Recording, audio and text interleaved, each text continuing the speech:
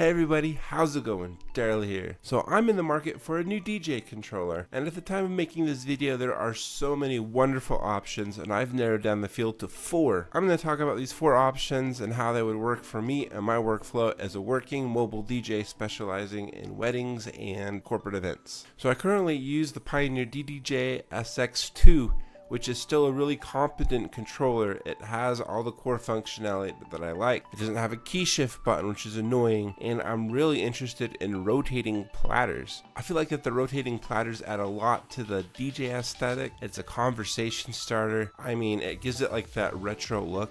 Probably my favorite rotating platter DJ controller on the market today is the Rane 12. It features a 12-inch rotating platter, which I think is awesome.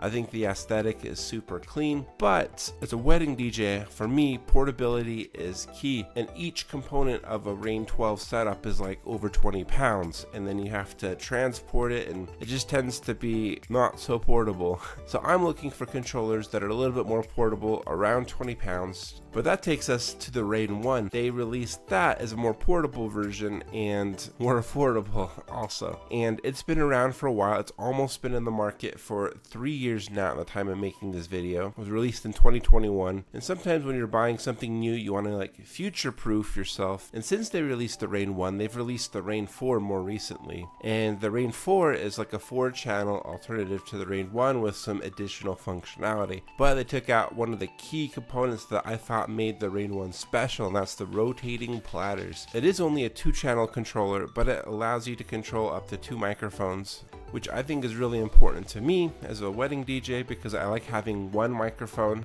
that I can easily control on the top of my board, as well as one external input, like from an external media source in case like my laptop goes down. So I'm fine with the 2-channel, but something that might be keeping me from the Rane 1 is that I've heard that it doesn't work with all laptops, and my laptop is a little bit older. It's a 7-year-old Windows laptop, which is really ancient for Windows if you know anything about them. I got a really good one at the time. It has like a dedicated graphics card, 16 gigs of RAM, and an i7, but it like isn't compatible with stems, and I've heard people having to upgrade their laptops with the Rane 1, which is probably long overdue anyways. I mean, I did get one this year, a new laptop. It has an i9 and 32 gigs of RAM, but no dedicated graphics card, and you know, it's not even compatible with stems.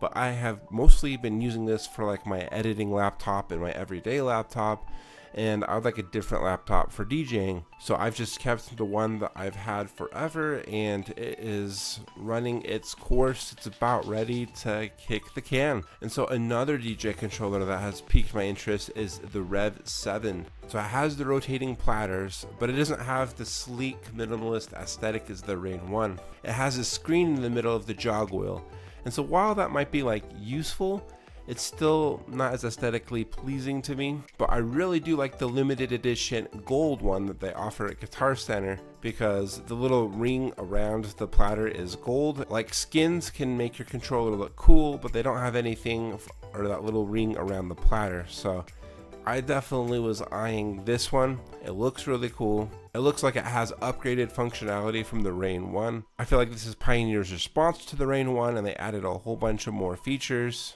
It is also a 2-channel, but you know, I've been rocking Pioneer for basically my entire career, so I feel like sticking with Pioneer is appealing to me. But this controller is also almost 2 years old, so it's been on the market for a little bit. The Rane 1 has been on the market for a while now, and I've been able to find them under $100,000 used, and right now they are only $1,300, and the Rev 7 is like $2,000. A new DJ controller that came out just a few months ago this year is the Hercules Impulse T7. Hercules makes like budget controllers, but this one has like the rotating platters, and I think that the rotating platters look awesome.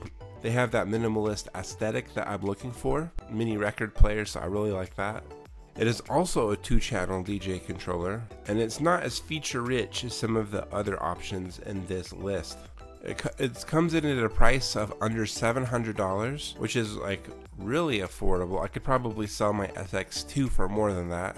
And it's also the most lightweight, most portable one, so I find that really appealing. And the last item on my list is the Denon DJ Prime 4 Plus. It was released just a few months ago, and it looks awesome. Unlike the other entries on this list, it does not have rotating platters, but it has other functionality that the others don't have that has me considering it. So this is a standalone controller, which is something I have never used. I've always used a laptop with a virtual DJ, and you still can do that. I like that you have the flexibility of being able to do that. But like I mentioned, my laptop is getting old, and I think that this might be able to replace my controller and my laptop all in one. And it gives it even a cleaner aesthetic, not having no laptop at all. And if this thing had rotating platters, I would hands down choose this one. And what's really heavily advertised about this is that it has stems functionality.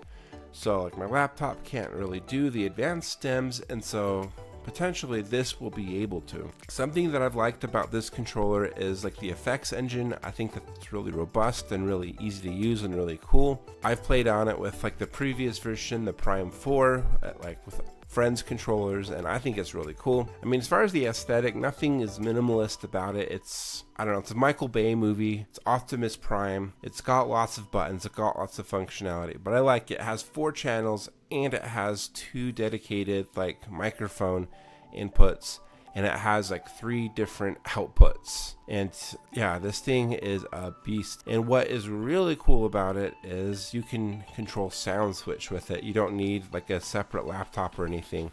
You can just plug in your dongle or your Control 1 and you can control sound switch. And I feel like as a content creator that primarily gets most of my views from people learning to do sound switch stuff, this one probably makes the most sense for me. I can make more sound switch related content with a Prime 4 Plus. So yeah, that just seems to make sense, but having a standalone functionality and using Engine DJ just kind of scares me. That's a whole new world. It's not just switching to like find where the different knobs are, controlling virtual DJ, but it's a whole new laptop. And like I mentioned, my laptop is getting old, and this would be able to replace my laptop and my controller. So what are your thoughts? Which is your favorite of these 4 controllers? Did I miss a really interesting option that I should be looking at? Let me know what you think down below, and please smash like and subscribe, and I'll see you in the next video.